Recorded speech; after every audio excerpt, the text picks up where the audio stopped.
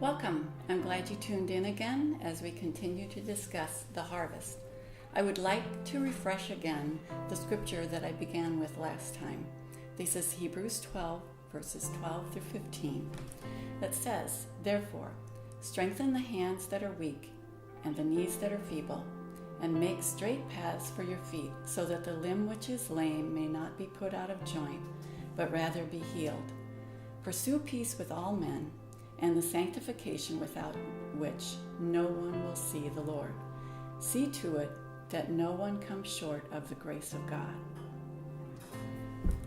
See to it that no one comes short of the grace of God.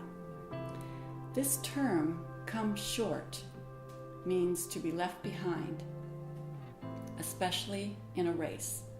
To be left behind in a race and so fail to reach the goal, to fall short of the end. There's another verse that we are probably all pretty familiar with that uses this phrase. It's Romans 3:23 that says, "For all have sinned and fall short of the glory of God." What does that verse mean to you? How have you interpreted it in your life? For all have sinned and fall short of the glory of God. For a while in my life, I used it as an excuse. It was sort of like, so we've all sinned. So, yep, we're all human. We all sin. We're all in the same boat. And I didn't think of it much past that. But when you apply the meaning from the Greek, fall short, to come short, it means that every one of us, every single one, has come short, has been left behind in the race with no hope of reaching the end. So this isn't God's goal. In order not to leave someone behind in the race, God gives us instructions. There are a number of places in Hebrews that I hadn't realized before that give us the same encouragement over and over again, this instruction on how to make sure to tend the harvest well. Hebrews 3 verse 13 says, "But encourage one another day after day, as long as it is called today, so that none of you will be hardened by the deceitfulness of sin." Hebrews 4 verse 1 says, "Therefore, let us fear if while a promise remains of entering his rest, any one of you may have come short of it." There's that same word again.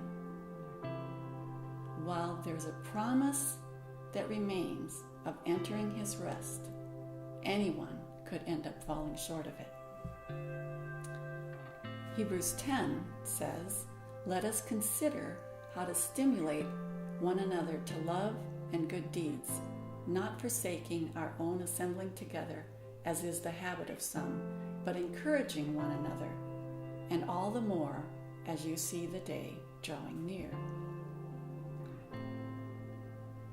So in these specific verses in Hebrew, they're all talking about encouraging one another, making sure that you don't forget to assemble together, making sure that none of you, while there's a hope that remains, that you would fall short, that none of you would be hardened by the deceitfulness of sin.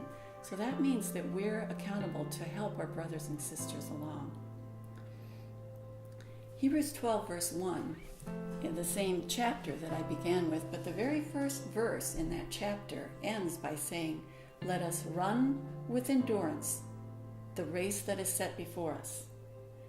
Then in verse 12 it says, "See to it that no one comes short of the grace of God."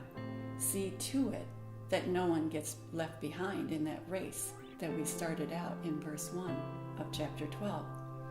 So we must understand one of our roles as a priest that we talked about, a very important role, is to tend the harvest by encouraging one another.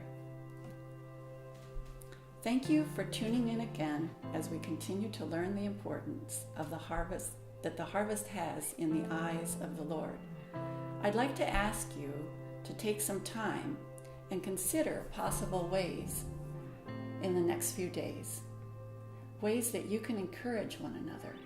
All these verses in Hebrews that remind us how to stimulate one another to love and good deeds and prevent someone from being left behind in the race.